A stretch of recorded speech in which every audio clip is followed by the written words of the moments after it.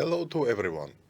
This is Viewpoint on noyantapan.tv and I am Benyamin Poghosyan, Senior Research Fellow at Armenia. Today we will discuss what we should anticipate in 2025.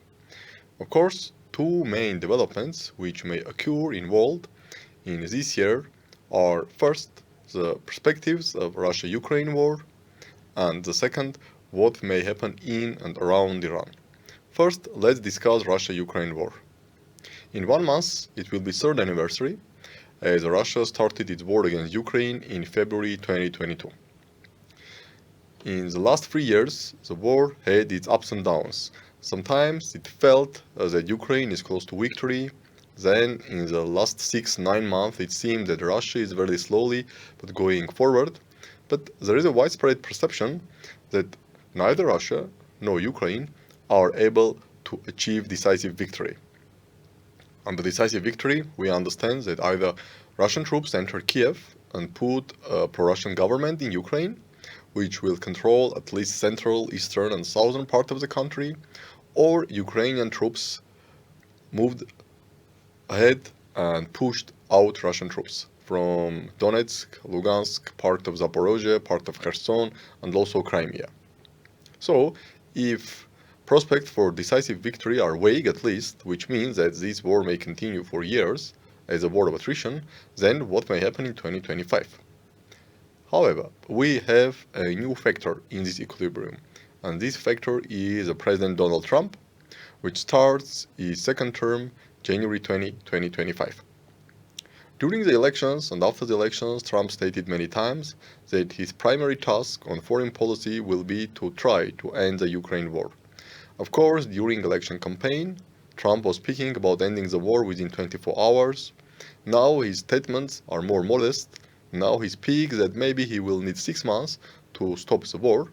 But in any case, the key development will be the upcoming negotiations between President Trump and President Putin. According to several sources, including President Trump himself, the negotiations are underway, first to organize a phone call between two leaders, and then to organize a meeting, which probably may take place as soon as February 2025.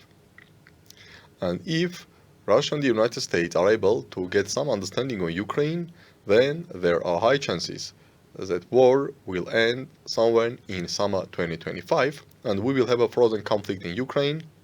Of course, a lot of details are unknown. What does it mean? Will we have peacekeeping forces, and we will have peacekeeping forces from NATO member countries or from other great powers like China, India, or maybe both? Where will be the actual line of contact? And a lot of other issues remain unclear, and most probably, even if war stops and we will enter the frozen conflict era, many questions will remain for years and decades. However, if war stops, this will have significant impact not only on Russia, not only on Ukraine, not only on Europe, but also on post-Soviet space, including the South Caucasus. After February 2022, Russia objectively lacked necessary resources to shape the event in the South Caucasus. And we saw how, first of all, Turkey, then Azerbaijan exploited this situation and pushed forward their agenda. Azerbaijan took military action against self-proclaimed Nagorno-Karabakh Republic and organized a forced displacement of all Armenians, and then forced Russian peacekeeping troops to leave Nagorno-Karabakh in summer 2024. If, again, Russia is able to reach some understanding with the United States, war in Ukraine stops, then Russia will have more resources to shape the situation in South Caucasus. And this will have implications both for Armenia, Azerbaijan, Georgia, especially as Armenia seeks to diversify its foreign policy, and also we see some initial steps by the Armenian government to diversify its economy, especially its energy sector. And here we also saw the signature of United States-Armenia Strategic Partnership Commission Charter. One of the key points is the start of the negotiations between Armenia and the United States to sign the so-called 1-2-3 agreement, which may potentially allow Armenia to have an access to US civilian nuclear technologies and nuclear reactors, which may mean that after 2036, when current nuclear power plant in Medzavor will be shut down, Armenia will have US nuclear technologies in Armenian soil, including probably the small nuclear modular reactors. So, the perspectives of war in Ukraine will have significant impact on global and regional layers. The second issue, as I mentioned, is the development in and around Iran. Around Iran, Iran faced several significant setbacks in the second half of the 2024, including semi-destruction of Hezbollah, semi-destruction of Hamas, demise of President Bashar al-Assad regime, and also domestic situation in Iran, especially economic situation, is becoming worse and worse with inflation, with the declining of living standards. Also, Iran should be ready for the power transition, which will happen sooner or later. And then again, we have Donald Trump, which launched maximum pressure campaign against Iran in May 2018, and probably will launch another maximum pressure campaign against Iran in early 2025, when he took the office of president on January 2025. What does it mean for the world? What does it mean for the Iran?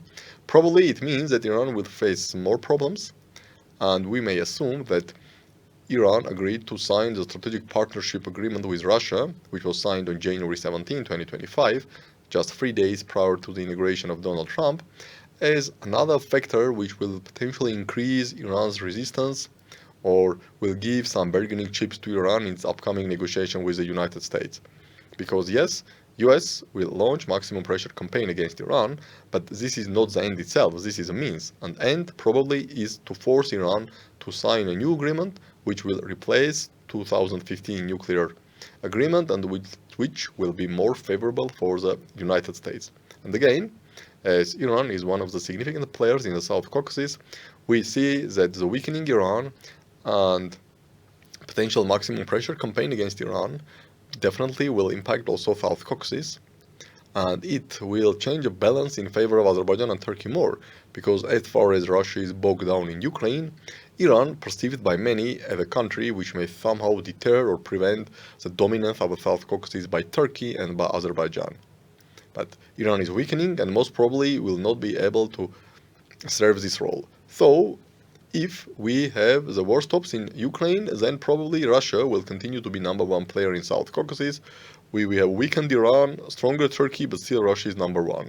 However, if US and Russia fails to reach some understanding on Ukraine, war continues all 2025 and even beyond 2025, and Iran is weakened, then chances are high that at the end of the day, Turkey will become the #1 player in the South Caucasus through Azerbaijan, which itself perceives itself as a hegemon or the regional hegemon in the South Caucasus and perceives itself as a state which is between small state and middle power.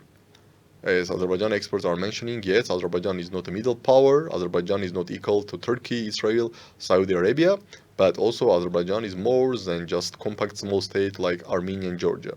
And in this case, again, if Iran is weakened and Russia still bogs down in Ukraine, then chances are high that Turkey will become the #1 force influencing South Caucasus with, of course, the help of Azerbaijan. And Azerbaijan will be more and more in its role of so-called regional hegemon.